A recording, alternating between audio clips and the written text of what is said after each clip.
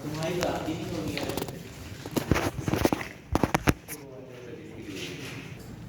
Martial acid, इनके structure draw कर लिया है। क्या बनाया बताइए? पेरोक्साइड बॉन्ड किसमें है? पेरोक्साइड बॉन्ड है दोनों में? दोनों में है। मार्शल H2SO7, इसे क्या कहते हैं पता है? ये कंपाउंड है ओलियम। ओलियम, इसमें पेरोक्साइड बॉन्ड है। कैसे पता करें कि पेरोक्साइड बॉन्ड है या नहीं?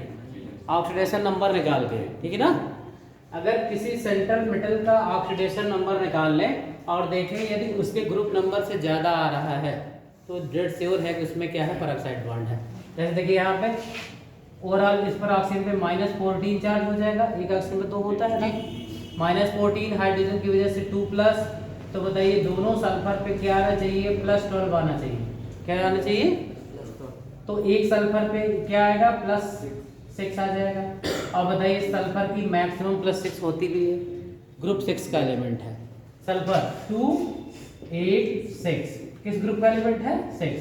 अगर 6 तक आ रहा है तो डेड श्योर है कि इसमें पेरोक्साइड बॉन्ड नहीं है। अगर इससे ज़्यादा आ गया तो जानिए कि उनके स्ट्रक्चर में कौन सा बॉन्ड है? पेरोक्साइड।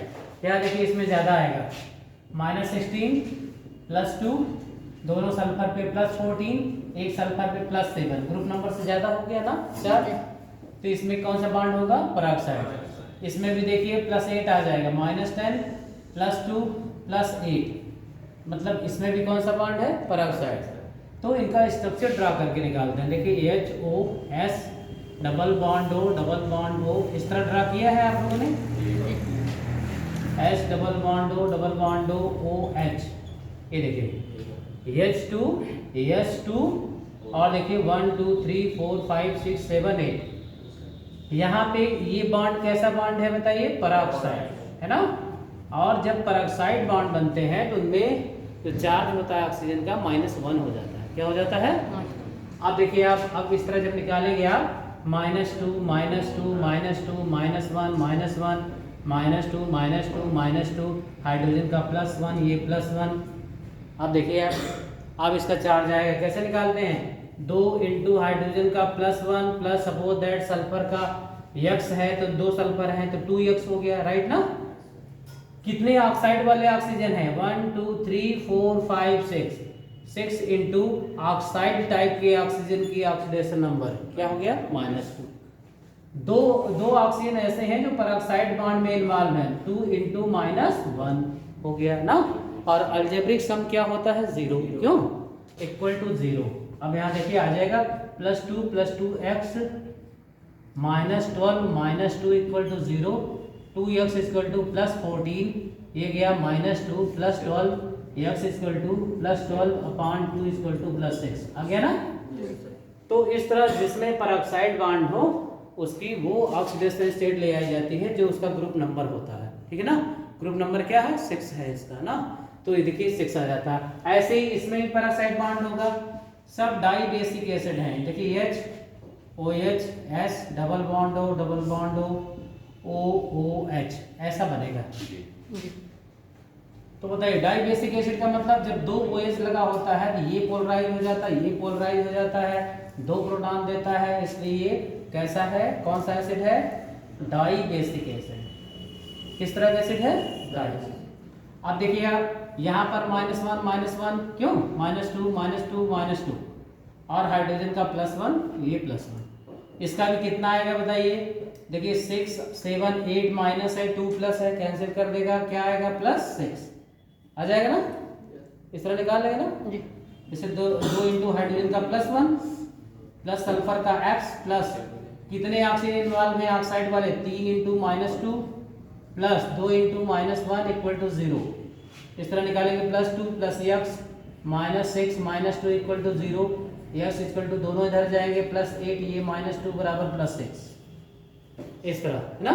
जितने एक्सेप्शनल केसेस हैं B2S6 में बोरान पे क्या चार्ज होगा बताइए? इसकी ऑक्सीडेशन नंबर N3H में निकाल के दिखाइए। N3H में नाइट्रोजन की ऑक्सीडेशन स्टेट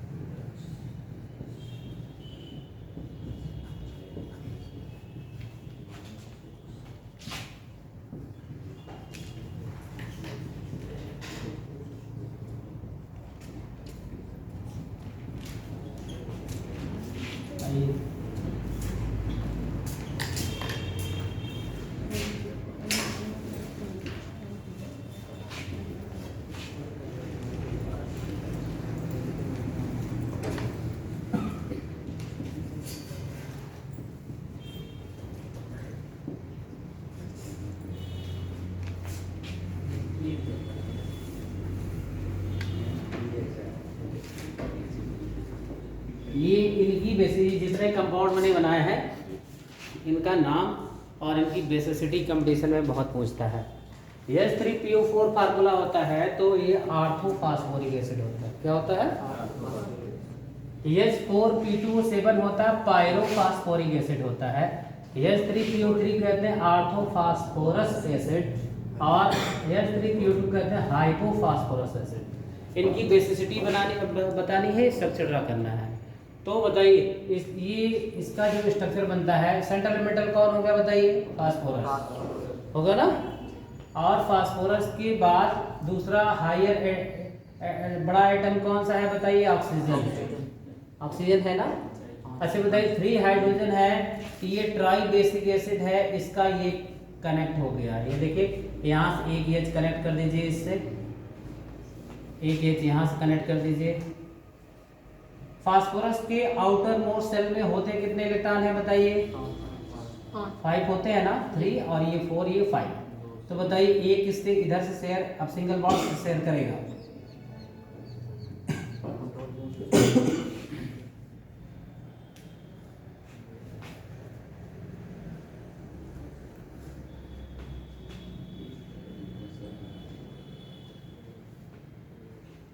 देखिए यहाँ कौन सा बॉन्ड बनेगा बताइए? Double bond. कौन सा बॉन्ड बनेगा? डबल। तो आपको क्या दिखाई दे रहा है? फास्फोरस से 3 OH कनेक्ट है। कितने OH कनेक्ट है? 3 OH कनेक्ट है।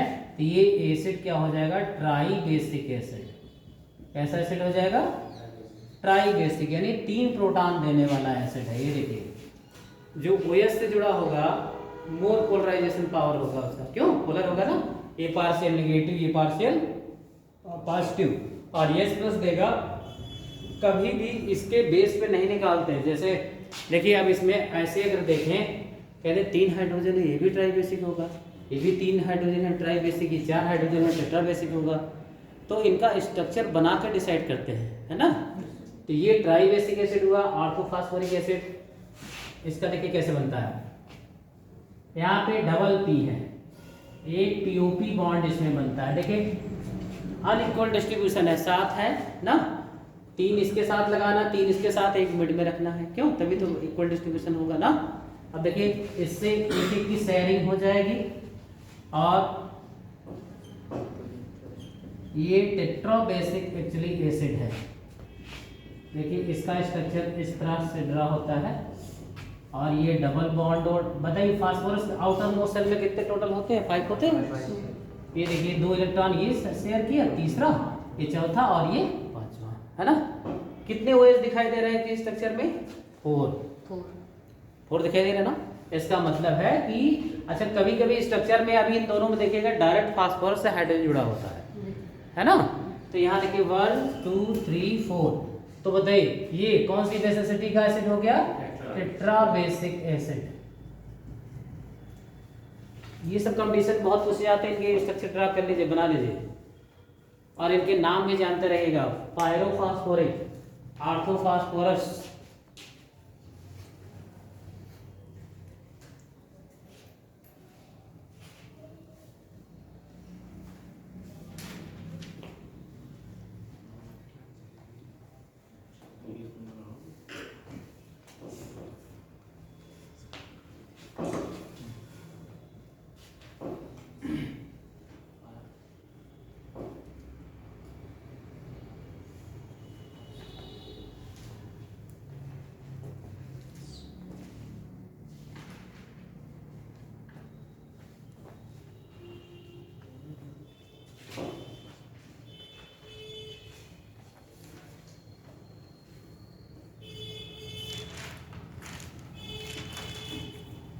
आज पिछले लेक्चर के कंपेयर में कम स्टूडेंट क्यों है?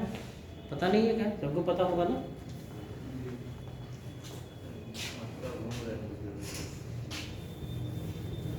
घूम रहे हैं तो नीट की तैयारी कैसे करेंगे? आपको क्या लगता है नीट वीट में कोई अलग से क्वेश्चन आते हैं क्या? आप इंटर स्टैंडर्ड पढ़ लीजिए, नीट ना निकल जाए तो बताइए। इंटर स्टैंडर्ड अच्छे लेवल से, है ना, एक एक चैप्टर पकड़ के। देखिए इस बार नीट का पेपर मैंने देखा है ना। हाँ मतलब काफ़ी इजी पेपर था ऐसा है। लेकिन ये देखिए 4 पार्ट होते हैं नीट में ना, geology, botany, physics, chemistry. Chemistry बहुत अच्छा कर गए, फिजिक्स में पता चला 50% भी नहीं कर पाए, है ना।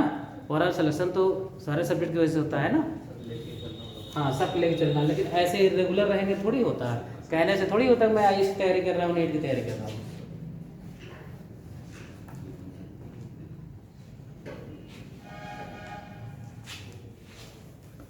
अगर आप एनसीईआरटी कायदे से पढ़ते हैं, एनसीईआरटी में बहुत देखिए थियरी भी लिखी हुई है, अगर उन बुकों को उठा के देखें, अगर इंग्लिश में तो थोड़ा समझ में आएगा, अगर हिंदी वाली बुक अगर उठा के पढ़ें एनसीईआरटी तो आपको ऐसे ऐसे वर्ड मिलेगा ना, क्योंकि वो कन्वर्जन होता है वो, है ना। जब कन्वर्ट करके, जैसे गूगल पे आप सर्च करते हैं तो हिंदी कन्वर्ट करके बताता है, और ऐसी ऐसी हिंदी बताएगा कि आपको समझ नहीं आएगा इसका मतलब क्या है ना। क्योंकि साइंस सब्जेक्ट मैक्सिमम इंग्लिश में पढ़िए तभी ज़्यादा सक्सेस रहेगी। पिल्लई बुक पढ़ते हैं, रमेश पिल्लई की जूलॉजी के लिए, हाँ रमेश गुप्ता टेंडर की बुक है ना। रमेश गुप्ता नहीं, कंपटीशन के लिए मैं बात कर रहा हूँ। संगीत पब्लिकेशन की बुक खरीदी है ना, और उसमें कोटपाल की बुक आती है वो खरीदी है, कोटपाल एंड त्यागी, है ना। और संगीत पब्लिकेशन की वायलों एक आती थी पहले जब हम लोग मेडिकल तैयारी करते थे, ईपीएच की बॉटनी जूलॉजी, अभी आती है नहीं, पता करना पड़ेगा, 6 वाले में आता था। एक बार इससे same to same 70% question NEET में सीपीएमटी में, हम लोग समय सीपीएमटी होता था, कंबाइंड प्री मेडिकल टेस्ट, अब वो नीट में कन्वर्ट हो गया है ना। और देखिए मैं एक्सपीरियंस अपना में बता रहा हूँ कि दो बार बीएचएमएस में होता रहा, है ना। लेकिन एमबीबीएस पाने के लिए 10-15 नंबर फिजिक्स की वजह से कम हो जाते थे, फिजिक्स, है ना। क्योंकि जब बीएससी आप बायोलॉजी करने लगी तो फिजिक्स छूट जाती है ना, तो फिर दिक्कत हो जाती है फिर कवर करने में, है ना। आप फिजिक्स में इंटर में अगर बेस अच्छा नहीं, मेरे जूलॉजी बॉटनी सब में सिलेक्शन लाइन नंबर होते थे, लेकिन जो है फिजिक्स की वजह से एमबीबीएस ना मिल पाया, है ना। तो जो कमियां हैं वो आप दूर कर लीजिए सारे सब्जेक्ट। इसीलिए मैं कह रहा हूँ कि केमिस्ट्री हमेशा एकदम बड़े highest marks, zoology botany chemistry सब में बहुत अच्छे मार्क होते थे, लेकिन फिजिक्स में जो है कम हो जाता था, क्योंकि इंटर में अच्छे टीचर नहीं मिले, है ना। अगर बेस फाउंडेशन खराब हो गया तो आप कितना भी आप मैथ करिए वो बात नहीं आ पाती है, अगर इंटर में आपको अच्छा टीचर नहीं मिला तो, है ना। बना लिया। H3PO3 ये डाई बेसिक एसिड है। डाई बेसिक का मतलब सेंट्रल एटम क्या होगा बताइए, सेंट्रल एटम फास्फोरस होगा, इट मींस यहाँ पे डबल OH होंगे कनेक्शन में इसके। और बताइए कितने अभी ऑक्सीजन और है, एक ऑक्सीजन और है, ये डबल बॉन्ड लेगा, और बताइए कितने इलेक्ट्रॉन एंगेज हो गए, यस 3 है ना। एक डायरेक्ट फास्फोरस से कनेक्ट होगा, ये देखिए एक हाइड्रोजन डायरेक्ट इससे फास्फोरस से कनेक्ट होता है, 1, ये देखिए दूसरा इलेक्ट्रॉन, तीसरा, चौथा, पांचवा। इसलिए H3 जो ऑर्थो फास्फोरस एसिड है that is dibasic acid.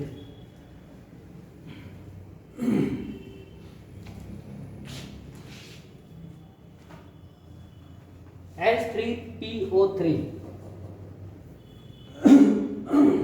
H3PO2 इसमें ये मोनो बेसिक एसिड है,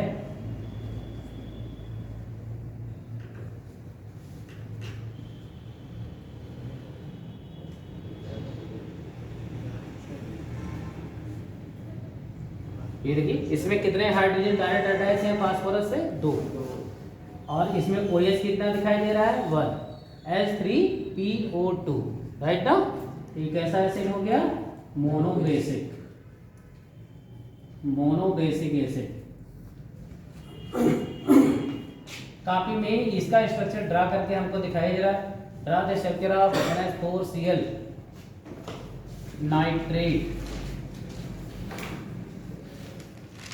N2O, जिसे आप लाफिंग गैस के नाम से जानते हैं, लाफिंग गैस।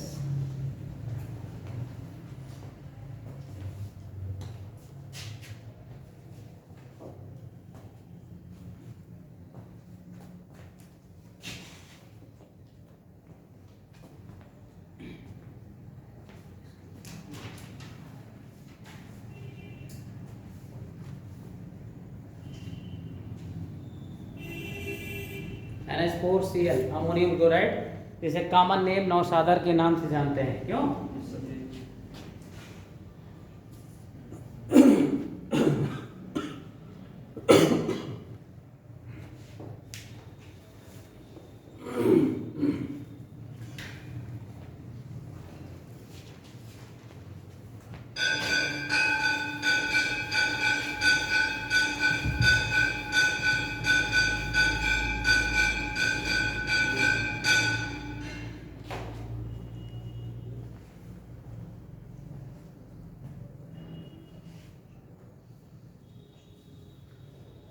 हमने प्रीवियस लेक्चर में कोऑर्डिनेट बॉन्ड भी बताया था ना, बताया था, शिफ्टिंग वाला बॉन्ड, एरो वाला, है ना। तो इसको ऐसा किया करिए, ब्रेक कर दिया करिए। जब भी कोई आयनिक कंपाउंड हो जिसमें मोर देन वन बॉन्ड हो, इसको ऐसे ब्रेक कर दिया करिए पहले, ठीक है। अब ब्रेक कर दिया, अब यहाँ अमोनियम का स्ट्रक्चर ड्रा करना है। अच्छा बताइए, इसमें एक जो हाइड्रोजन है अपना इलेक्ट्रॉन लूज कर चुका है, क्यों, और किसको दे दिया है, Cl को। तो अब देखिए कैसे अटैच होगा। नाइट्रोजन के आउटर मोस्ट सेल में तो 5 होते हैं ना। अब देखिए हाइड्रोजन से 3 क्या हो गया, ये अटैच हो गया, ये देखिए। अब एक हाइड्रोजन इसको और ऐड करना है, बट इसके पास इलेक्ट्रॉन नहीं है, क्या करेगा, शिफ्टिंग करेगा, क्या करेगा ऐसा शिफ्ट कर देगा, और इस पर क्या चार्ज हो जाएगा, प्लस, क्योंकि लूज कर दिया है, और क्लोरीन एटम पर 7 होते हैं, और ये एक आ गया ये वाला, आइए आइए। तो इस तरह इसका स्ट्रक्चर बन गया। कौन कौन से बॉन्ड है इसमें, कोवैलेंट, कोऑर्डिनेट और आयनिक, है ना।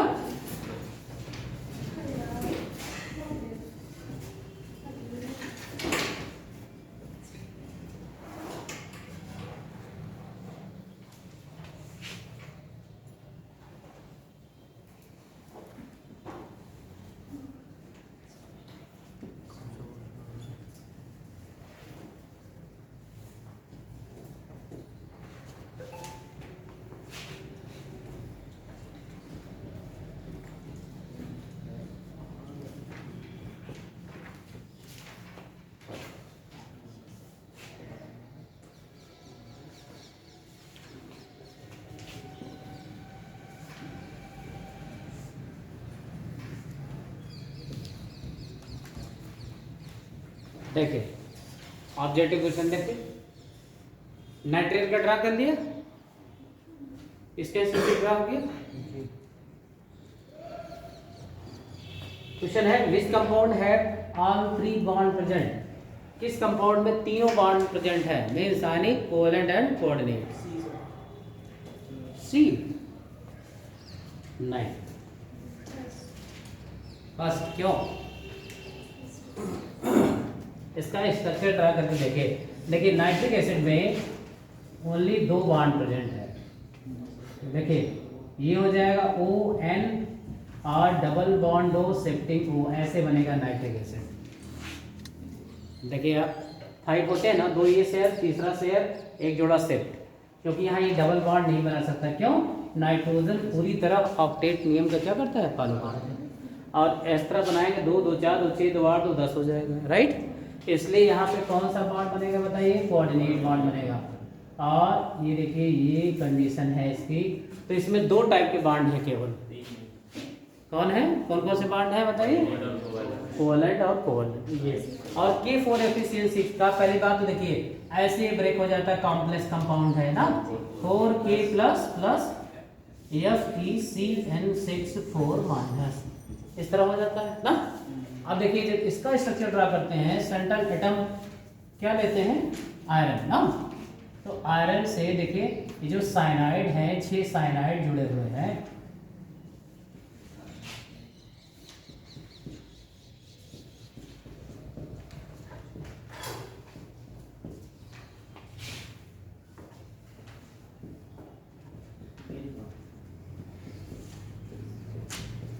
ये देखिए ये कंडीशन है ना। तो इसमें कौन सा बॉन्ड है बताइए, कौन सा बॉन्ड है बताइए, कोवैलेंट। और जो एक इलेक्ट्रॉन है देखिए इसका ऑक्टेट कैसे कंप्लीट होता है, इसको क्या करते हैं, ये सब क्या करते हैं बताइए, शिफ्टिंग, सेंट्रल एटम को शिफ्ट करते हैं। और ये देखिए इसका ऑक्टेट देखिए कैसे कंप्लीट होता है, ये 4- है, इस पे 6 तो ये हो गया, ये जो जा रहे हैं इलेक्ट्रॉन है ना, 4 ये हो गया जो माइनस वाले आए हैं ना, 4 और 6 10 हो गया। और जो ये 2 इलेक्ट्रॉन को, इसकी ऑक्सीडेशन नंबर क्या है, 2 है। देखिए कैसे ऑक्सीडेशन नंबर निकालते हैं बताइए, 4 प्लस है 6 माइनस है, कितना है, एक साइनाइड पे कितना माइनस होता है, 1/1, 6 साइनाइड है 6 माइनस, 4 प्लस 4 प्लस, मतलब आयरन पे कितना आएगा 2 प्लस, है ना। आयरन 2 प्लस आने का मतलब है 2 इलेक्ट्रॉन लूज कर दिया है, क्या कर दिया है बताइए। अब देखिए 6 ये 4 ये 10 और 2 जो निकालने हैं, इस तरह इसका ऑक्टेट क्या होता है, कंप्लीट होता है। अगर एक्सेस भी हो जाते हैं ऑक्टेट से तो भी ऑक्टेट नियम को फॉलो नहीं करता, आप जानते ही हैं क्यों। एटॉमिक नंबर 14 के ऊपर का है। तो आप देख रहे हैं ये कौन सा बॉन्ड है बताइए, कोवैलेंट। ये कौन सा बॉन्ड है बताइए, कोऑर्डिनेट। और ये जो प्लस और माइनस में टूटा ये कौन सा बॉन्ड है, ionic. All 3 bond are present in this compound, है ना। अच्छा, इसमें भी आयनिक और कोवैलेंट है, याद रखिएगा। ये प्लस में टूटेगा, माइनस में तो कौन सा बॉन्ड है, आयनिक। और O और H में शेयरिंग होगा तो ये कौन सा हो जाएगा, कोवैलेंट हो जाएगा ना। यहाँ देखिए ये बनाई दिया मैंने, कोवैलेंट और कोऑर्डिनेट, आयनिक नहीं है ना। और इसमें कौन सा बॉन्ड है, प्योर कोवैलेंट। अभी H3PO3 का बना ट्राई बेसिक एसिड, कौन सा बॉन्ड है इसमें, कोवैलेंट। इस तरह क्वेश्चन आते हैं किसमें कौन कौन से बॉन्ड प्रेजेंट है ना, मोर देन वन टाइप के बॉन्ड किसमें प्रेजेंट है। अगर ये ना होता more than one type bond किसमें किसमें प्रेजेंट है, इसमें भी है, इसमें भी है, क्यों। अगर हम ऑल 3 बॉन्ड की बात जब करते हैं तो कौन कौन से, आयनिक, कोवैलेंट और कोऑर्डिनेट की बात करते हैं ना। बना लिया स्ट्रक्चर, ये नाइट्रेट का बना लिया आप लोगों ने। सेंटर एटम कौन होगा बताइए, नाइट्रोजन ना। अच्छा, जिस ऑक्सीजन पे माइनस जाएगा सीधे सी बात वो सिंगल बॉन्ड से जुड़ेगा, है ना। अच्छा, सपोज दैट ये वाला हमने सिंगल बॉन्ड जोड़ दिया, इस पर माइनस रख दिया, बताइए कितने बॉन्ड अभी डबल ऑक्सीजन अभी बनने हैं, देखिए ये डबल बॉन्ड दो, है ना। और बताइए एक कोऑर्डिनेट बॉन्ड ले लेगा, कौन सा बॉन्ड लेगा, क्योंकि अगर बताइए अगर यहाँ डबल बनाते हैं तो 8 और 2 10 हो जाएगा ना। अच्छा बताइए, क्या यही स्ट्रक्चर ड्रा कर सकते हैं जब कोई संरचना को मोर देन वन स्ट्रक्चर द्वारा शो कर सकते हैं, that structure is called resonance structure. कौन सा स्ट्रक्चर, रेजोनेंस। अब देखिए जैसे यहाँ आ जाए, यहाँ डबल बॉन्ड बन जाए, शिफ्ट होकर यहाँ आ जाएगा, क्यों। तो बताइए इस पर हमने नाइट्रोजन पे इस पर माइनस रखा है, अब यहाँ डबल बॉन्ड बना के यहाँ माइनस कर सकते हैं, इसको कोऑर्डिनेट कर सकते हैं ना। एक कंडीशन और कि यहाँ माइनस कर दे, यहाँ डबल बॉन्ड बना दे, क्यों। तो ये जो एक से ज्यादा स्ट्रक्चर जब ड्रा करते हैं किसी कंपाउंड का, ये स्ट्रक्चर कौन सी कहलाती है, रेजोनेंस है। क्या है, रेजोनेंस। और जिसकी जितनी ज्यादा रेजोनेटिव स्ट्रक्चर बनती है वो कंपाउंड उतना ही मोर स्टेबल होता है ना। हाँ, तो स्ट्रक्चर ड्रा कर लेंगे आप लोग। मैं फिर थोड़ा सा फजांस रूल पे चलता हूँ। फजांस रूल हेड डाल लीजिए, फजांस का नियम।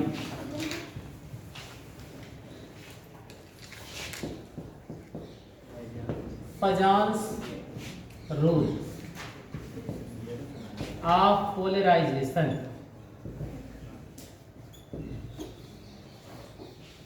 Fajans rule of polarisation.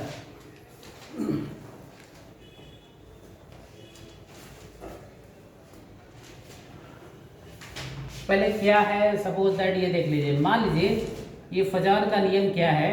जैसे एक छोटे साइज का कोई कैटायन है और इसके साथ एक बड़े साइज का एनायन है, और ये निगेटिव चार्ज इलेक्ट्रॉन ऐसे क्या हो रहा है, इसमें क्या हो रहा है, मूव कर रहे हैं, ठीक है। तो होता क्या है कि ये पॉजिटिव चार्ज ये है तो आयनिक बॉन्ड, एक प्लस है और दूसरा वाला क्या है, माइनस है।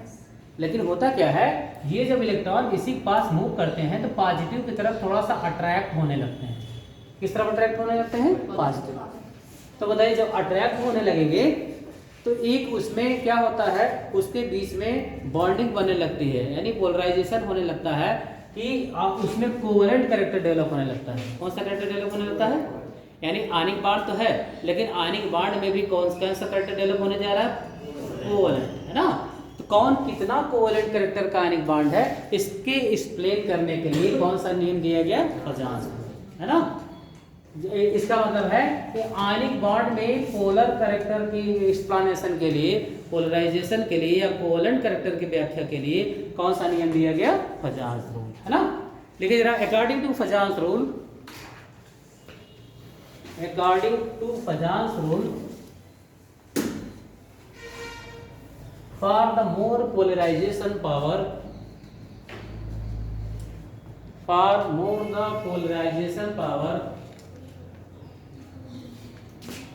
cation must be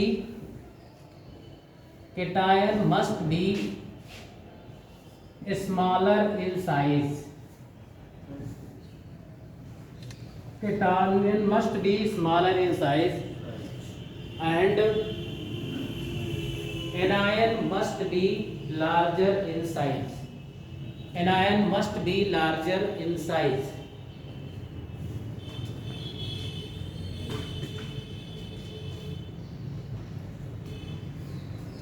Must be larger in size, or we can also say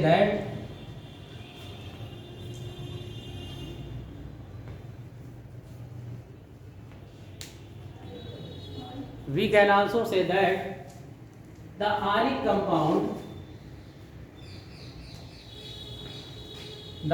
compound have more covalent character which contain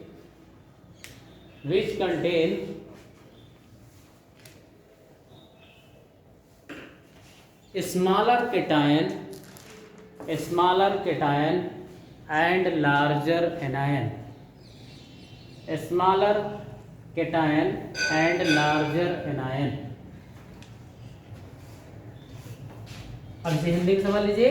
Fazan नियम कहता है कि पोलराइजेशन होने के लिए या किसी आयनिक बॉन्ड में ज़्यादा कोवेलेंट कैरेक्टर देखने के लिए कैटायन का साइज, कैटायन माने धन, है ना, उसका साइज क्या होना चाहिए? स्मॉलर होना चाहिए।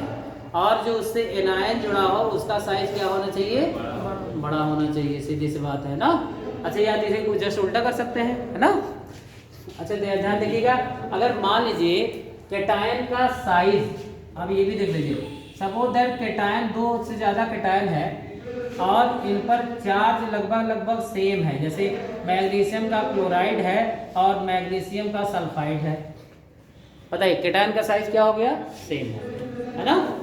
और एनायन का साइज, अब आप बताइए अब किस पर डिपेंड करेगा? एनायन का साइज क्या है, चार्ज क्या है।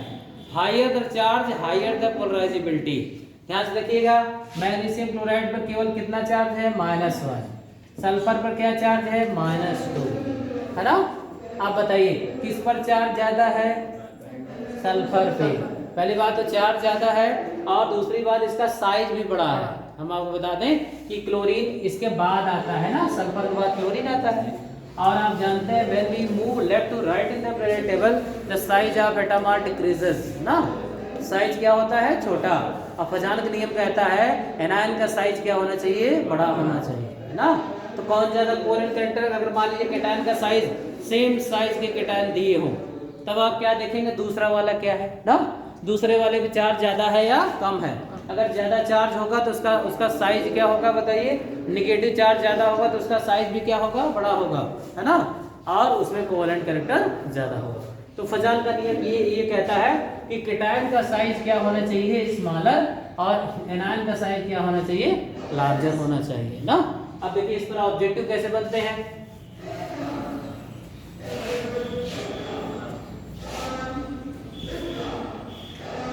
Which compound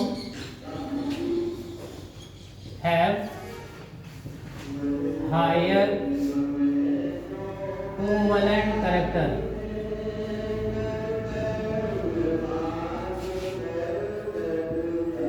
LiCl,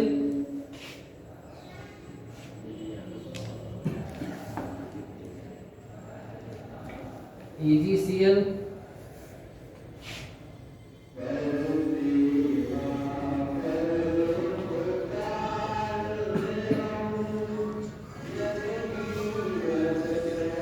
NaCl, ACl and BeCl2।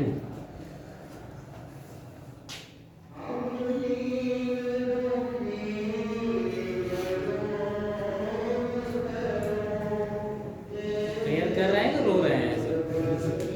कोई एनर्जी नहीं है प्रेयर में।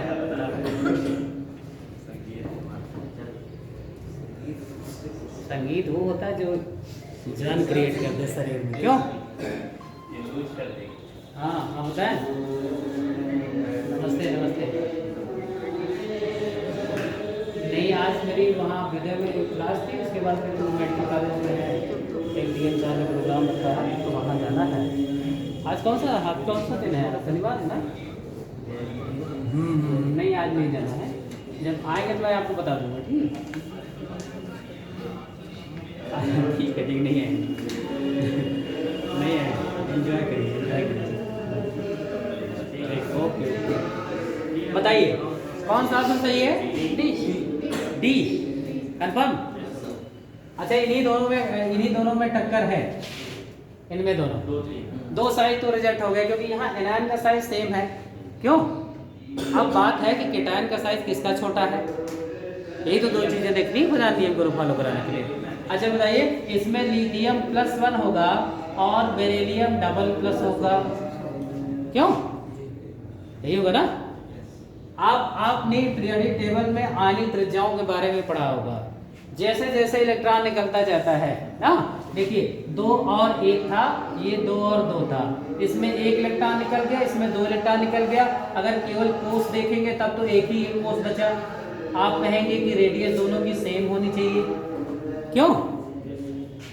बट किस पर डिपेंड करता है? इसके न्यूक्लियस में बताइए जब 1 निकल गया तो बताइए इसमें कितने प्रोटॉन न्यूट्रॉन होंगे?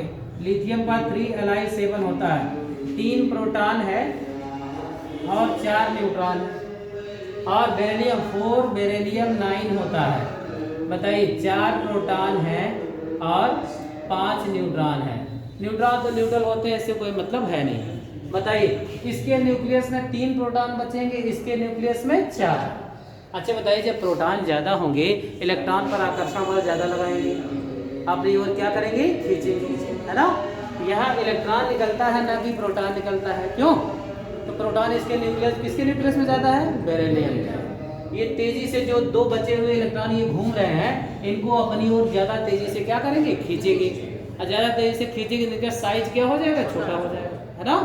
तो जब प्रिंसिपल क्वांटम नंबर सेम रहे, एक तरीका मैंने और ये भी बताया था आपको, जैसे 100 किलो का एक जो है भारी सा लट्ठा है, इसको 14 आदमी साल लगा के ढोए जा रहे हैं ना, और धीरे से एक निकल गया तो बताइए इसका वेट उतना ही है, 13 को प्रेशर झेलना पड़ेगा। दूसरा निकला 12 को, तीसरा निकला ना। अब बताइए ये जो निकलते जा रहे हैं इलेक्ट्रॉन है, समझिए क्या है इसका, और ये क्या है? नाभिक का प्रेशर है। क्या है बताइए? नाभिक का। इसका मतलब इलेक्ट्रॉन के निकल जाने से नाभिक का प्रेशर, आकर्षण बल क्या होता है? बढ़ता जाता है ना। आकर्षण बल बढ़ेगा तो त्रिज्या क्या हो जाएगी? घट जाएगी ना। अगर आयन सम इलेक्ट्रॉनिक है, जैसे देखिए Na+, magnesium double+, aluminium triple+, silicon 4+, किसका रेडियस सबसे ज्यादा है? सोडियम का।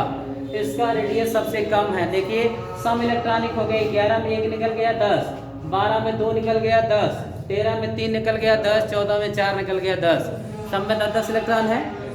लेकिन बताइए इलेक्ट्रॉन निकलते हैं नाभिक से, प्रोटॉन तो नहीं निकलते ना। और आप जानते हैं परमाणु क्रमांक बराबर प्रोटॉनों की संख्या, जिसके नाभिक में ज़्यादा प्रोटॉन होंगे, अब 14 प्रोटॉन को 10 को खींचना पड़ेगा तो जल्दी से खींच लेंगे ना। तो बताइए किसका साइज सबसे छोटा हो जाएगा?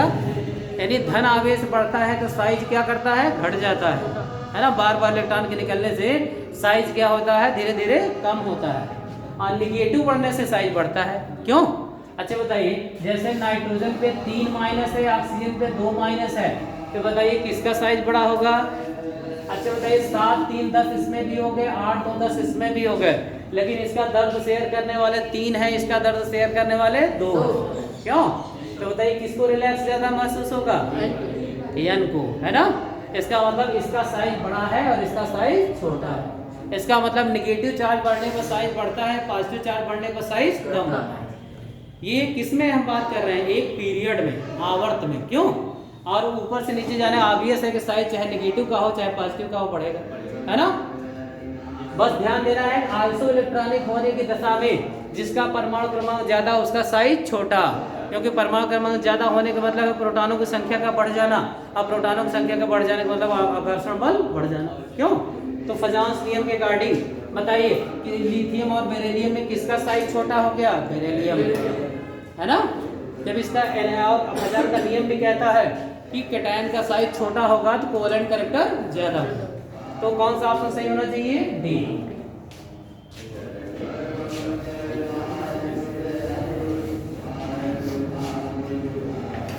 बताइए राष्ट्रगान कर रहे हैं, है ना। राष्ट्रगान एकदम स्टेट एकदम रोए खड़े हो जाते हैं, है ना राष्ट्रगान पे। एक बहुत कोई टीचर करा रहा है क्या यहाँ पर? कहते हैं ये विद्यालय बहुत अच्छा है। Which compound have higher covalent character? A. NaCl, B. MgCl2, C. MgS, D. DNA, ACl।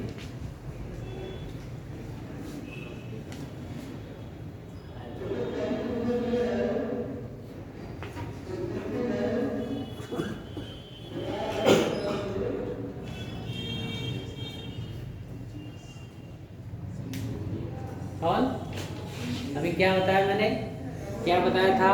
अगर केटायन का साइज सिमिलर हो जाए, क्यों? तो फिर हम देखते हैं एनायन का साइज किसका बड़ा है ना? अच्छा बताइए, डेट श्योर है कि इसमें और इसमें मैग्नीशियम में मैग्नीशियम छोटा है। इन दोनों में अगर कंपेयर करें तो ये ज़्यादा कोवलेंट कैरेक्टर का होगा ना, साइज छोटा हो गया। लेकिन अब इन दोनों में कंपेयर करना है, इसका साइज तो ऑब्वियस है पोटेशियम बड़ा हो गया, ये तो एकदम से उससे हट गया ना। बताइए, मैग्नीशियम डबल प्लस यहाँ भी है और सल्फर पे 2 माइनस, यहाँ क्लोरीन पे 1 माइनस आएगा। किसका एनायन का साइज बड़ा है? सल्फर का। क्यों? तो सबसे ज्यादा कोवलेंट कैरेक्टर कौन होगा? MgS, है ना? कॉन्सेप्ट समझ में आ रहा है ना? क्या क्या देखेंगे आप? ये सब करने के लिए पीरियड टेबल कंफर्म होना चाहिए कि कौन का किसका साइज बड़ा है, किसका साइज छोटा है ना।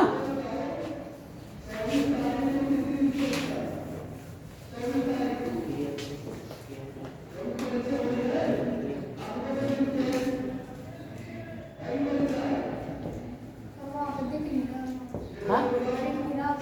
नहीं दिख रहा? इधर से आपको दिख रहा है, नीचे से दिखाई दे रहा है सामने आप लोगों को? नहीं दिख रहा? क्या ये मोबाइल साइन कर रहा है? अच्छा, ये जो आपके सामने लगा हुआ, इधर बैठ जाइए पहले। मैं बोल दूँ, इधर नहीं दिखाई दे रहा? इधर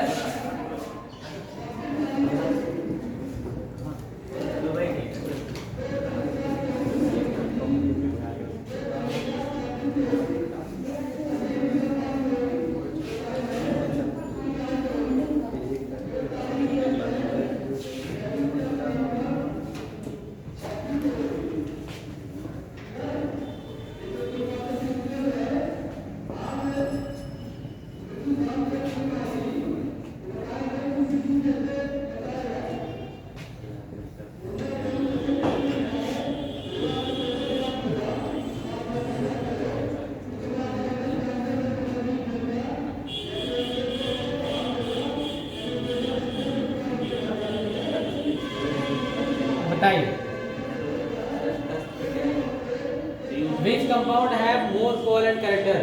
किस यौगिक में सहसंयोजक लक्षण ज्यादा है? पहला है CuCl copper, AgCl, CuI, CuBr। C option right option, बोलिए। अच्छा, सिल्वर का साइज तो बड़ा है कॉपर से। कॉपर के नीचे देखिए, copper family, copper, silver, gold, ये तीनों एक फैमिली के हैं। इसका मतलब सिल्वर का साइज बड़ा हो गया ना, तो पहली बात तो ये रिजेक्ट हो गया, राइट। अब 3 बचे हैं, copper chloride, copper iodide, copper bromide. Copper का साइज सेम है और एनायन का साइज किसका बड़ा है? आयोडीन का, है ना। तो कौन सा ऑप्शन क्यों रिजेक्ट है वो भी एकदम कॉन्सेप्ट क्या होना चाहिए, क्लियर होना चाहिए, है ना। CuI मोर कोवलेंट कैरेक्टर होगा।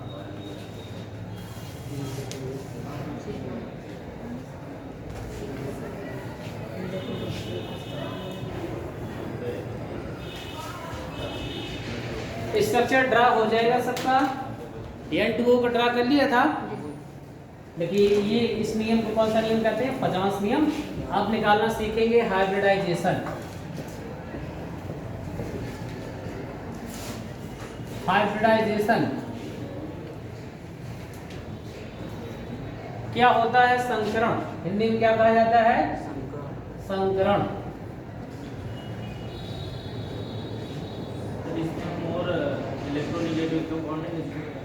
संकरण क्या होता है? हाँ हाँ मोर इलेक्ट्रोनेगेटिव। हाँ जैसे हम HF को करते हैं। एच एफ में कौन सा? ये तो पहली बात कोवेलेंट कैरेक्टर का है ही है, क्योंकि इसमें प्योर कोवेलेंट है, क्योंकि शेयरिं वाला बॉन्ड है। 50 नियम एक्सप्लेन करता है आयनिक बॉन्ड में कोवेलेंट कैरेक्टर। पहली बात तो जान लीजिए, आयनिक बॉन्ड भी थोड़ा थोड़ा पोलर कैरेक्टर के होते हैं, पोलराइजेशन होता है उसमें। ये भी तो टूटेगा ना क्या? टूटने की बात नहीं, आयनिक बॉन्ड है ही नहीं है पहली चीज तो। आप एच में ये मोर क्या है? अगर मान लीजिए ये है HCl ले लें, HBr ले लें, HI ले लें, आप कहते हैं कि मोर कोवेलेंट कैरेक्टर कौन है? तो HI। समझ गया ना? ज़्यादा इनमें कंपेयर करें, है तो सब कोवेलेंट। फजान का नियम मेनली एक्सप्लेन आयनिक कंपाउंड में कोवेलेंट कैरेक्टर कितना ज़्यादा है, पहली चीज़ है ना। ये तो ऑलरेडी कोवेलेंट है कि नहीं? जैसे ये आप जितने मैंने एग्जांपल दिए, जैसे MgCl2 है, MgS है, सब में कौन सा बॉन्ड है? ये आयनिक बॉन्ड है। लेकिन इसमें कितना कोवेलेंट कैरेक्टर इसमें कंपेयर में ज़्यादा है, ये एक्सप्लेन करता है फजान रूल, है ना। फजान नियम कहता है कि इसका जितना साइज छोटा रहेगा कैटायन का, और जिसका लार्जर साइज एनायन का रहेगा, तो वही मोर कोवेलेंट कैरेक्टर का हो। ठीक है ना? हाँ बेटा, ये अब देखिए इसमें एसिडिटी की भी एक्सप्लेनेशन होती है। कौन सा बॉन्ड ज़्यादा जल्दी से डिसोसिएट हो जाएगा? HI बॉन्ड, इसलिए ये मोर एसिडिक है ना। बाएं से दाएं जाए पीरियड उसमें टेबल में कोवेलेंट कैरेक्टर ऑलरेडी इंक्रीज करता है ना। क्योंकि बताइए आयनिक बॉन्ड बनाने वाले कल हमने कंडीशन बताई थी, लिथियम सोडियम पोटेशियम इसका परिवार, बेरिलियम मैग्नीशियम वाला परिवार जब कनेक्ट होते हैं नाइट्रोजन ऑक्सीजन से हैलोजन फैमिली से, तो उनके बीच में कौन सा बॉन्ड बनता है? आयनिक ना।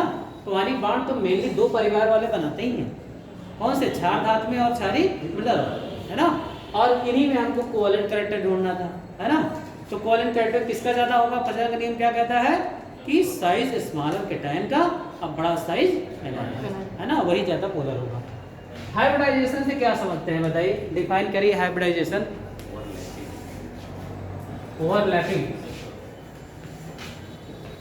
देखिए लिखिए, डिफाइन करिए जरा। Phenomena of mixing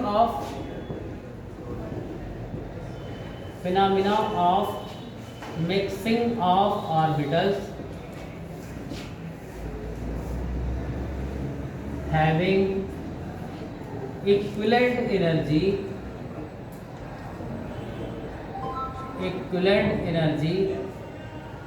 to form new set of orbital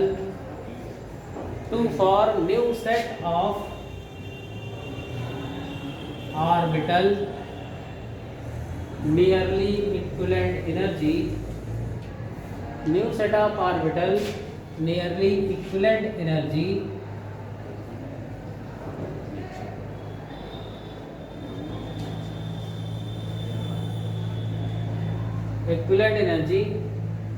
this process is known as hybridization.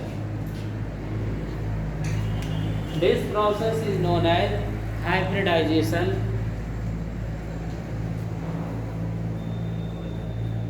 Equivalent energy, this process is known as hybridization, and the orbital involved in hybridization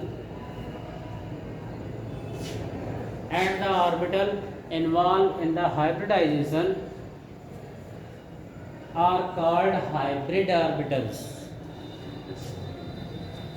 Involved in the hybridization are called hybrid orbitals, and the phenomena is called hybridization. लिख लिए? कहाँ तक? यहाँ तक लिख लिया ना?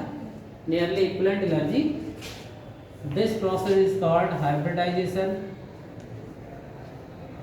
This process is called hybridization, and the orbital involved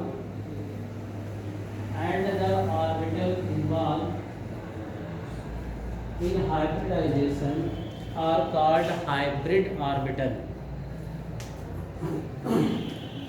अब इसको हिंदी में अच्छे से समझ लीजिए कि जब दो या दो से अधिक जो परमाणु कक्षक जिनकी ऊर्जा लगभग क्या होती है, नियरली सेम होती है। ऑर्बिटल की ऊर्जा नियरली एग्जैक्टली सेम तो होगी नहीं ना, एस पी डी एफ जैसे है ना, तो उनकी ऊर्जा में कुछ डिफरेंस होगा, लेकिन नियरली लगभग समान ऊर्जा स्तर के ऑर्बिटल जब आपस में क्या करते हैं, अतिव्यापन करते हैं, ओवरलैपिंग करते हैं ना, तो न्यू सेट ऑफ ऑर्बिटल बनते हैं ना, उनकी मिक्सिंग से, मिलने से। और इन ऑर्बिटल्स को कहा जाता है हाइब्रिड ऑर्बिटल, और ये फिनोमेना कहलाता है हाइब्रिडाइजेशन, है ना। जैसे समावयवता और समावयवी ना कहते हैं ना, क्या two or more than two compound which have same molecular formula but differ in their structure. क्यों? दो या दो से अधिक कार्बनिक यौगिक जिनके अणुसूत्र क्या होते हैं, समान, किंतु संरचना सूत्र भिन्न भिन्न, ऐसे यौगिक समावयवी कहलाते हैं, और ये घटना समावयवी है ना। ऐसे ही रेडियो एक्टिव और रेडियो एक्टिवता ना, ऐसे पदार्थ जो अपने अंदर से अल्फा बीटा गामा किरणें निकालते हैं, they are called radioactive and this process known as radio activity.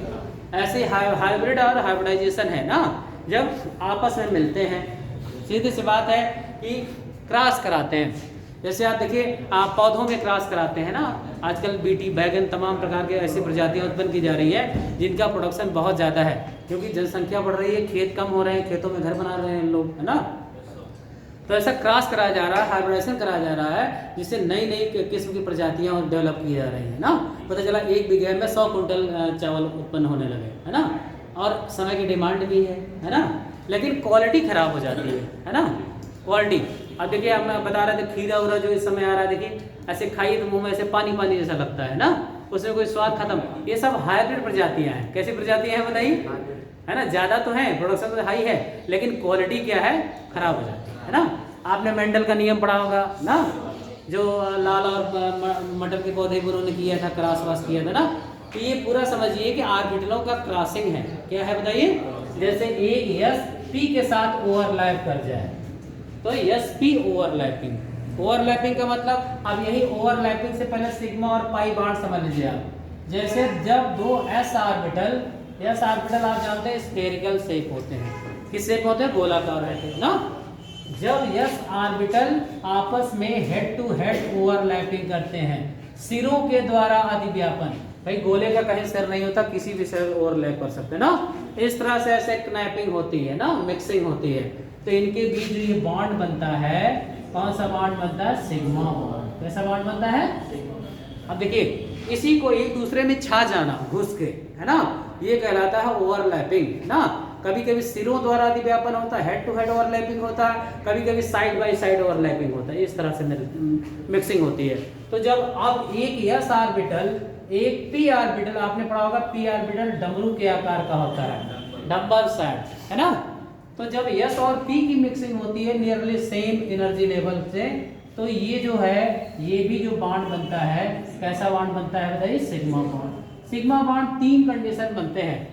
अब बताइए, ये कहलाएगा एस एस ओवरलैपिंग, कौन सा है बताइए, और ये क्या कहलाएगा, एस पी ओवरलैपिंग ना, ओवरलैप कर रहा है, ओवरलैपिंग। और जब दो पी ऑर्बिटल ये भी आपस में क्या करते हैं, सिरों द्वारा हेड टू हेड ओवरलैपिंग करते हैं, तो ये जो बॉन्ड बनते हैं, ये भी बॉन्ड कौन सा होता है बताइए, सिग्मा।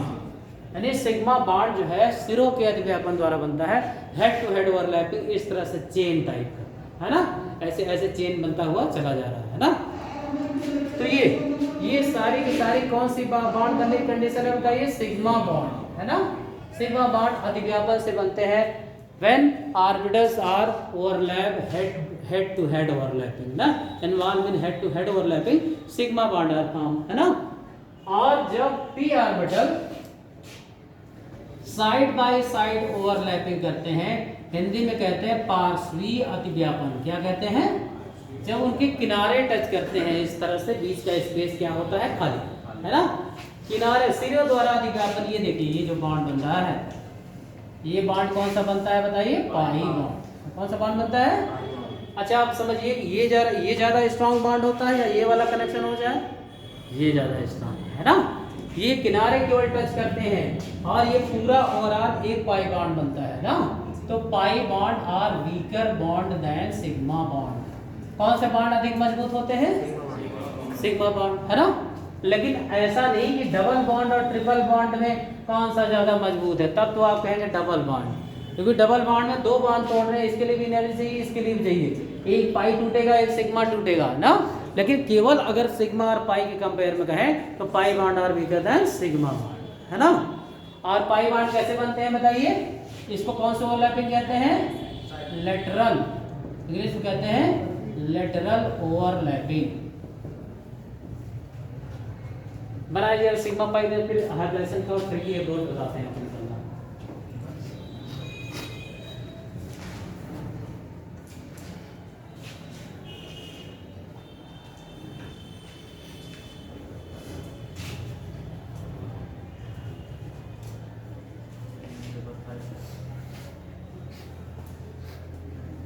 ऑर्गेनिक रिएक्शन मैकेनिज्म का चैप्टर पढ़े हैं आप? कितने लोग पढ़े हैं मैकेनिज्म? पढ़े? स्टेबिलिटी कार्बोडाइन बीएससी कर रहे हैं? अच्छा, पहले मेरी क्लास दिया है क्या? अच्छा, ऑनलाइन दिया है। अब एक्चुअली मेरा लेक्चर वहाँ से डिसाइड होके आता है, नहीं तो मैं ऑर्गेनिक केमिस्ट्री के अगर मैं इधर ये सब सारे पोर्शन आपको पढ़ा देना तो बहुत स्ट्रांग हो जाएगी आपकी, है ना। ऑर्गेनिक मैकेनिज्म आइसोमेरेज में जो मेन टॉपिक है ऑर्गेनिक के, है ना, बहुत इंपॉर्टेंट टॉपिक है, जीओसी जिसके नाम से जानते हैं, है ना। लेकिन यहाँ जो मेरा लेक्चर लेके आता है वहाँ से ऊपर से वही मैं मुझे पढ़ा के मिल जाता है ना। तो अभी पीरियड टेबल के एक दो लेक्चर मिले थे, फिर ये मिला है, देखिए कौन सा लेक्चर लगता है। लिंक उस करिए, जीओसी पढ़ लीजिए, हैं।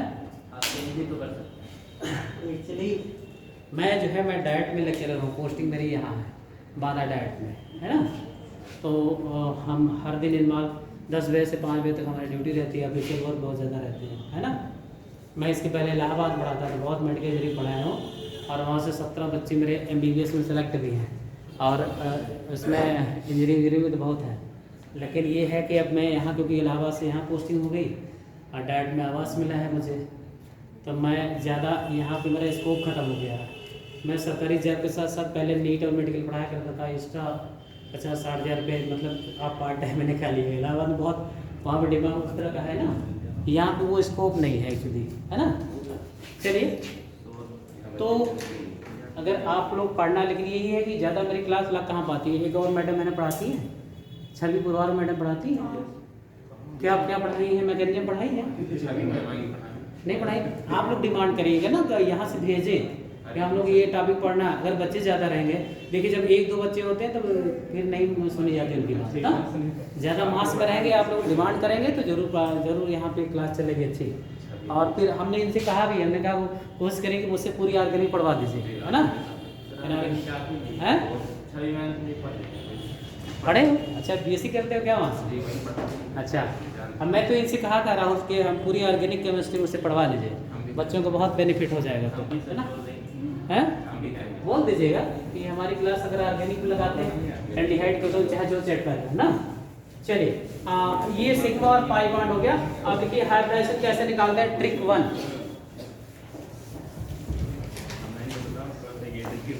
ट्रिक 1 संकरण निकालने के लिए एक ट्रिक का यूज करते हैं, जो आपकी कंपटीशन में ज़्यादा बहुत, अगर स्ट्रक्चर बनाने पर भी कमांड ना हो तो ये ट्रिक बहुत बेहतर काम करेगी, है ना।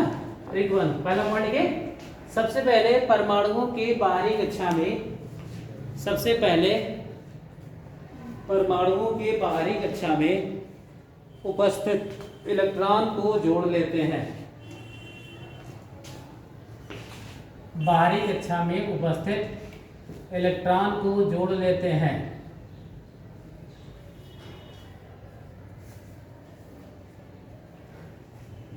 यदि यह योग 8 तक आता है, यदि यह योग 8 तक आता है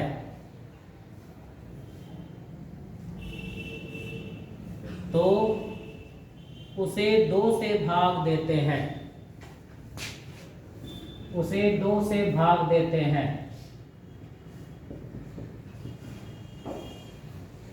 और यदि यह योग 8 से ज्यादा आता है, 8 से ज्यादा आता है तो उसे 8 से भाग दे देते हैं, तो उसे 8 से भाग दे देते हैं।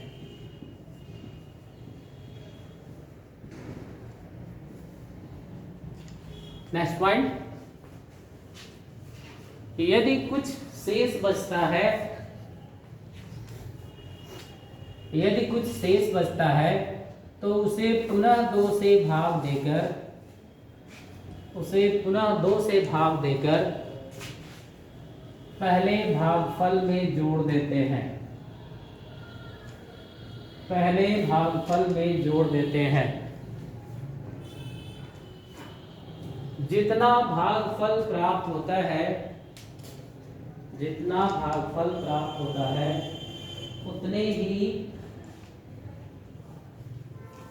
उतने ही कक्षक संकरण में भाग लेते हैं, उतने ही कक्षक संकरण में भाग लेते हैं, उतने ही कक्षक संकरण में भाग लेते हैं। लास्ट पॉइंट लिखिएगा, यदि किसी आयन पर ऋणावेश है, किसी आयन पर ऋणावेश है तो उतने इलेक्ट्रॉनों को जोड़ देते हैं, उतने इलेक्ट्रॉनों को जोड़ देते हैं। और यदि धनावेश है, और यदि धनावेश है तो उतने इलेक्ट्रॉनों को घटा देते हैं, उतने इलेक्ट्रॉनों को घटा देते हैं। आइए अभी और भी नियम रूल बताएंगे आपको, लेकिन अगर स्ट्रक्चर पर भी बहुत ज़्यादा कमांड नहीं है तो सबसे सरल तरीका है संकरण ज्ञात करने का, केवल इतना आना चाहिए कि बाहरी कक्षा में इलेक्ट्रॉन कितने हैं, ठीक है ना। अच्छा बताइए, हमने कहा था 1 से 20 तक सभी लोग याद कर लीजिएगा कि इसके आउटर मोस्ट शेल में कितने इलेक्ट्रॉन।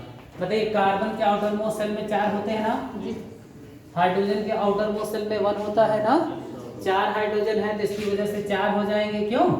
ये देखिए जोड़ दिया 8। हमने कहा यदि योग 8 तक आए तो कितने से भाग देते हैं? 2 से। देखिए भागफल आया 4। जितना भागफल होता है उतने ही कक्षक संकरण में इन्वॉल्व होते हैं ना। यानी पहला कक्षक कौन होता है? यस ना। और पी 3 कक्षक में डिवाइड होता है। ये देखिए p x p y p z, क्यों पढ़ा होगा? तो संकरण क्या हो गया? sp3 है ना। अब देखिए मेथेन में sp3, अमोनिया में देखिएगा, अमोनिया नाइट्रोजन के बाहरी कक्षा में 5, हाइड्रोजन का 3, 8 डिवाइड बाई 2 इक्वल टू 4। आंख मूंद के संकरण क्या हो गया? sp3। वाटर पर भी देखिएगा, 2 हाइड्रोजन का 6, ऑक्सीजन का 8 डिवाइड बाई 2 4 आया। इस पर भी क्या हो गया? sp3। क्यों? कार्बन डाइऑक्साइड में कार्बन का देखिए 4, क्यों? ऑक्सीजन के बाहरी कक्षा में कितने होते हैं? 6 होते हैं। कितने होते हैं? 6। और 2 ऑक्सीजन तो 6 दूनी 12। ये देखिए 12 हो गया, 16 हो गया, 8 से ज्यादा आ गया तो 8 से डिवाइड, क्यों? 8 दूनी 16, 2 मीन्स sp। क्या हो गया? एक यस और एक पी, है ना। अब देखिए, अब यहाँ शेष वाला रूल फॉलो हो रहा है ना। देखिए सल्फर के बाहरी कक्षा में 6 दूनी 12, 12 6 18 डिवाइड बाई 8, 8 दूनी 16। पहला भागफल आया 2, राइट। 2 बचा है अभी। हमने कहा अगर कुछ शेष बच जाए तो उसे 2 से भाग करके पहले भागफल में जोड़ देते हैं ना। तो बताइए, इसका भागफल जोड़ देंगे, 2 + 1 = 3, और 3 आ गया तो sp2, राइट ना। अगर भाग आता है तो मतलब कुछ शेष बचता है तो भाग देकर 2 से पहले भागफल में ऐड कर देंगे, फिर संकरण निकाल देंगे ना। अब देखिए SF4 सल्फर का 6 और 7 4 28, क्यों? क्लोरीन के बाहरी कक्षा में 7 होते हैं, 4 है तो 7 4 28, 28 और 6 8 से 14 34 डिवाइड बाई 8 ना। 8 4 32, 2 34, 2 डिवाइड बाई 2 1, 4 + 1 = 5। अगर 5 आता है sp3d इन्वॉल्व हो जाता है, क्यों? D3 तक हाइड्रोजन जाता है, sp3 D3 तक, है ना। यस अब 6 में देखिए 6 7 6 42, 42 6 48 डिवाइड बाई 8, 8 6 48, sp3d2, क्यों? sp3d2 आ गया, है ना। PCl5 फास्फोरस की बाहरी कक्षा में 5, क्लोरीन के साथ 7 पचे 35, क्यों? सबसे इजी तरीका है, डिवाइड बाय 8, 5 आया, 5 आ जाए तो sp3d है ना, एक s3b 1d, 5 हो गया ना। IF7 में सबसे हाईएस्ट समीकरण इसी में आता है 7, 7 सता 49, 49 7 56 डिवाइड बाय 8, 7 आया ना, sp3d3। IF7 क्या आ जाएगा, sp3d। अब ये इनमें आप निकाल के दिखाइए जरा। एक नेगेटिव पॉजिटिव हम बता दें, कार्बन के बाहरी कक्षा में 4, 6 त्रिक 18। हमने कहा था जितना नेगेटिव उतना जोड़ दिया करिए, क्या कहिए करिए, नेगेटिव मैंने कहीं से आया है, क्यों? तो बताइए, +2, 18 तो 20 4 24 डिवाइड बाय 8, 8 त्रिक 24, 8 मूत की sp2 है ना। अभी टीचर का एग्जाम हुआ था, लोगों ने सोचा अभी जूनियर के हेड टीचर का एग्जाम हुआ था, 16,000 पद आए थे, है ना। डायरेक्ट 46 ग्रेड पे जो जेई की सैलरी होती है, जान लीजिए कि जूनियर के हेड की जो टीचर होते हैं बेसिक में रिक्वायरमेंट, उनकी सैलरी उतनी होती है, लगभग 45-50 हज़ार से स्टार्टिंग है ना। उसमें लोगों ने सोचा कि हाई स्कूल तक आएगा मैक्सिमम, और उठा के पूरा फीस से इंटरव्यू पूछ लिया। कह रहा सर हाइब्रिडाइजेशन वगैरह पूछ लिए, ये क्या चीज़ है। हमने कहा कि जब इंटर नहीं पढ़े लोग, आदेश नहीं पढ़े हुए ना, बेस एग्जाम में लिखा होता है केवल हाई स्कूल योग्यता। अगर हाई स्कूल का ही पूछे तो सब ना क्वालिफाई हो जाए, ये पेपर का स्टैंडर्ड बनाया ना छटनी करने के लिए। तो भले ही हाई स्कूल है, लेकिन वो लेवल, अभी एनडीए का एग्जाम हुआ था, देखिएगा अभी इस बार लड़कियों को मौका मिला था एनडीए में, है ना। लेकिन इस बार पहली बार था, थोड़ा पेपर इजी आया था, 11 टच करता हुआ, नहीं तो 12th या इससे स्टैंडर्ड तो पूछता ही पूछता है। आपका 12th हमेशा तैयार होना चाहिए। बताइए इसमें क्या करेंगे, प्लस वाले में क्या करेंगे, माइनस कर देंगे। कितना माइनस कर देंगे, 1, है ना। 5 + 4 - 1, 8 डिवाइड बाय 2, 4 आएगा, हाइब्रिडाइजेशन होगा sp3, क्या होगा। देखिए इस तरह सारे मॉलिक्यूल पे आप इस मेथड से, आपका हमें नहीं लगता कि आधा मिनट पे लगेगा। बाहरी कक्षा में इलेक्ट्रॉन बस जानते रहें, क्यों, तुरंत निकाल के रख देंगे, चाहे प्लस हो चाहे माइनस। केवल कॉम्प्लेक्स पे फेल होता है, कॉम्प्लेक्स से पढ़ाएंगे कोऑर्डिनेशन कंपाउंड, उसका अलग तरीका मैं बताऊंगा, है ना। इन पर निकाल के दिखाइए, HCF2 HCF4 HCF6।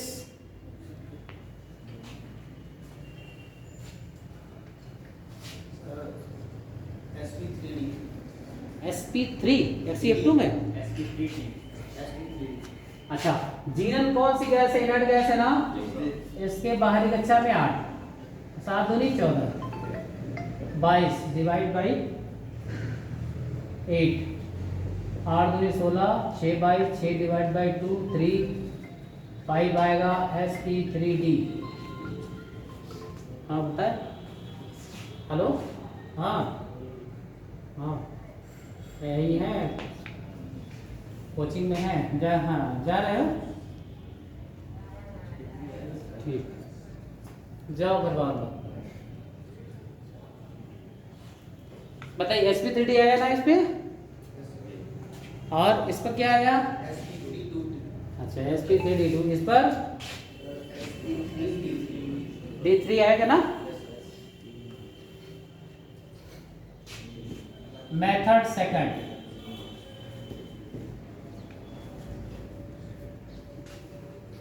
अब किताबी फार्मूला से मैं बताता हूँ आपको।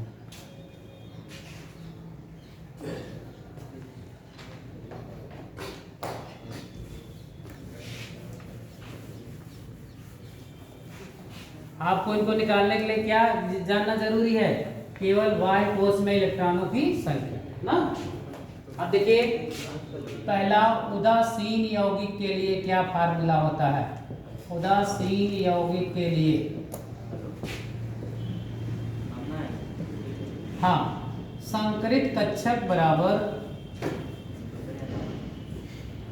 हाइब्रिडाइज ऑर्बिटल बराबर 1/2v + m।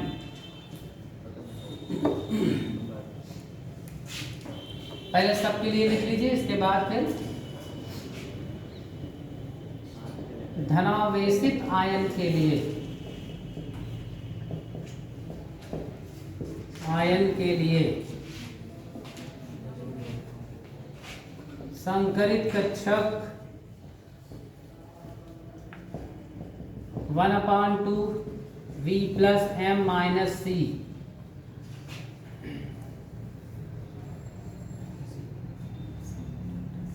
ऋणावेशित के लिए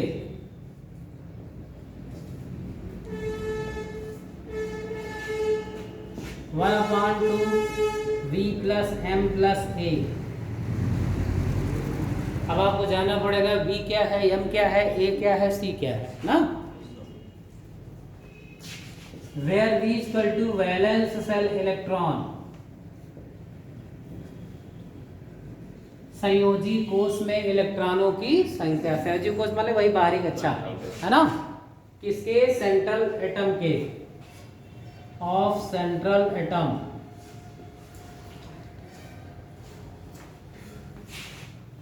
एम मोनोवैलेंट एटम, यानी जिसकी वैलेंसी क्या हो, एक हो। मोनोवैलेंट का मतलब एक संयोजकता हो, ठीक है ना। जैसे फ्लोरीन है, क्लोरीन है ना, हाइड्रोजन भी एक वैलेंसी वाला है ना, क्षार धातुएं एक वैलेंसी वाली होती है ना। यहाँ पर एम की जगह वही लेंगे जिनकी वैलेंसी क्या होती है, एक होती है, राइट ना। अच्छा, अब सी जहाँ क्या है, चार्ज ऑन केटायन, केटायन माने पॉजिटिव, जितना पॉजिटिव है वही हमने कहा, क्या कहा था, वही घटा देते हैं ना, वही बराबर सी हो गया। क्यों, पॉजिटिव तो घटाते थे ना उतना चार्ज, वही फार्मूले के फॉर्म में आ गया। देखिए सी, चार्ज ऑन केटायन, तो फिर ए क्या होगा, चार्ज ऑन एनायन। क्यों, चार्ज ऑन एनायन, एनायन माने निगेटिव पर कितना चार्ज है, वही देखिए जुड़ गया है। क्या हो गया है, जुड़ गया है ना।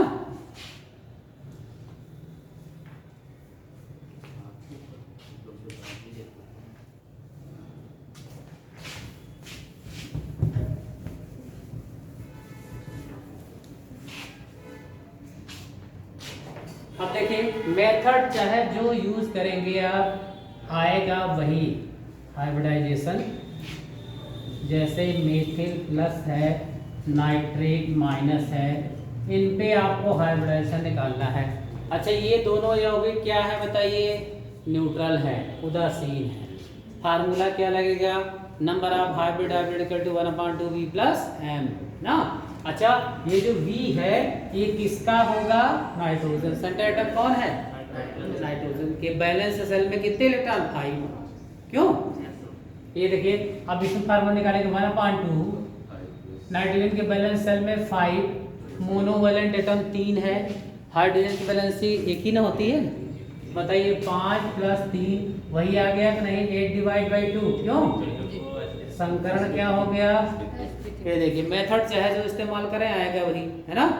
अगर आपको फार्मूला लगाना हो, फार्मूला लगा लीजिए, 90 की ब्रोच वाला, वैसे ही y को उसमें तुरंत जोड़िए, अपने मन में घटा के भाग कर दिया करिए। क्यों, अच्छा बताइए, आप COCl2 कार्बोनिल क्लोराइड है, सेंट्रल एटम कौन है, कार्बन।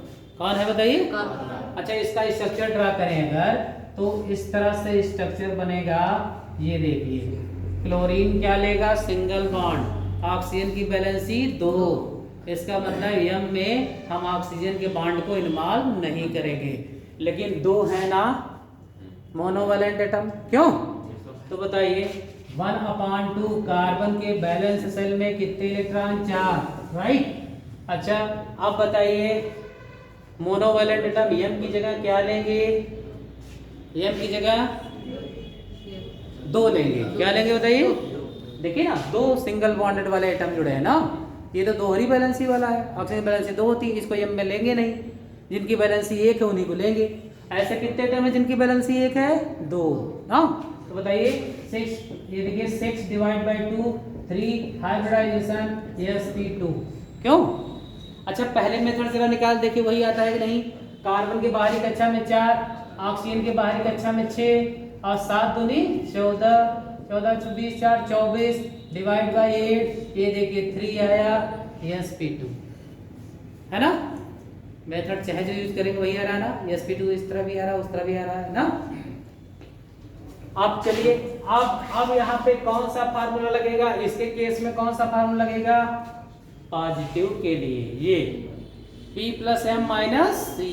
क्यों बताइए? 1/2 V4 ले लें, है ना?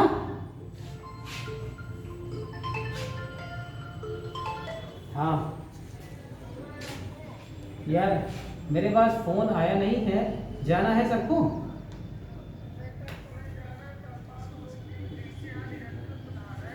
हाँ हाँ,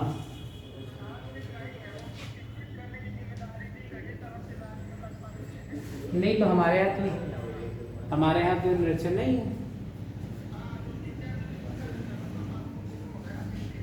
हाँ, नहीं तो हमारे यहाँ तो लिस्ट में नहीं नाम था। आप यहाँ हैं? हाँ अच्छा ठीक है, निकलिए, मैं अभी रवीश का नाम तक बताता हूँ। ठीक है,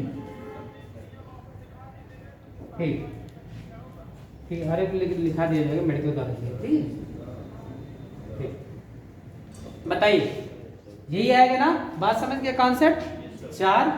3 मोनोवेलेंट एटम, राइट? ये हो गया m बराबर और माइनस सी। कैटायन पे चार्ज कितना है, इसीलिए 1 क्या कर दिया, माइनस 6 डिवाइड बाई 2 क्या आ गया, 3sp2, है ना? नाइट्रेट पे निकाल के दिखाइए। अब क्या करेंगे, इसका कौन सा फार्मूला यूज होगा, V प्लस एम प्लस ए ना बाई 2।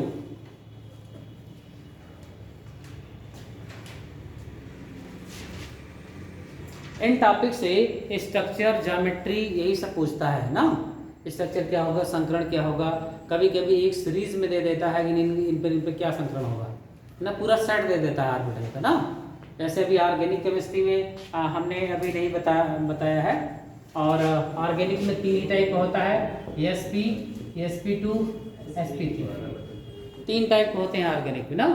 अभी यमो थ्योरी बाकी है, अगर नेक्स्ट लेक्चर लगेगा molecular orbital theory, bond order निकालना बता देंगे आपको, है ना। और स्ट्रक्चर बनाने पे कमांड कर लीजिए ना। और जो इसकी ज्योमेट्री है, जैसे कुछ कंपाउंड का विशेष रूप से जानिएगा, Cl3 का शेप और ज्योमेट्री, B2S6 का हमने डाइगोनल बनाना बॉन्डिंग बताया था ना। Al2Cl6 में कौन कौन से बॉन्ड हैं, और इनकी जीनॉन के फ्लोराइडों की ज्योमेट्री क्या है। ज्योमेट्री माने कैसा दिखते हैं, लीनियर दिखता है ना, कि बॉन्ड एंगल कितनी है, इन पर भी डिस्कशन कंपटीशन में क्वेश्चन बनाता है। इस पर क्या आया बताइए, sp2 आया 1/2 V5, कोई भी m इक्वल टू 0 लेंगे, m 0 लिया है, बताइए 0 लिया है, नहीं लिया? हाँ मैं पता है, नहीं समझ में आया होगा। चलिए देखते हैं। अच्छा बताइए, नाइट्रेट पे जब स्ट्रक्चर ड्रा करते हो तो क्या होता है, एक पर माइनस चार्ज हो जाता है, राइट? एक डबल बॉन्ड और ये भी शिफ्टिंग वाला हो जाता है ना। अच्छा बताओ, रेजोनेंस स्ट्रक्चर के कारण जो हमने माइनस यहाँ किया है, वो तो कहीं पर भी डबल बॉन्ड हो सकता है ना। इसका मतलब है, और सीधी सी बात है, ऑक्सीजन जुड़ा है तो ऑक्सीजन डाईवैलेंट होता है, इसकी वैलेंसी 2 होती है। ऑक्सीजन वैलेंसी कितनी होती है, 2 होती है। अब वो सिंगल बॉन्ड का भ्रम है यहाँ पर कि बना हुआ है, क्योंकि भाई डबल रेजोनेंस का डबल बॉन्ड यहाँ भी हो सकता है, यहाँ भी हो सकता है, कहीं भी हो सकता है डबल बॉन्ड। इसका मतलब है यहाँ m बराबर क्या लेंगे, 0 लेंगे। क्या लेंगे बताइए, एक वैलेंसी वाला आइटम को m बराबर कंसीडर करेंगे बस, ठीक है ना।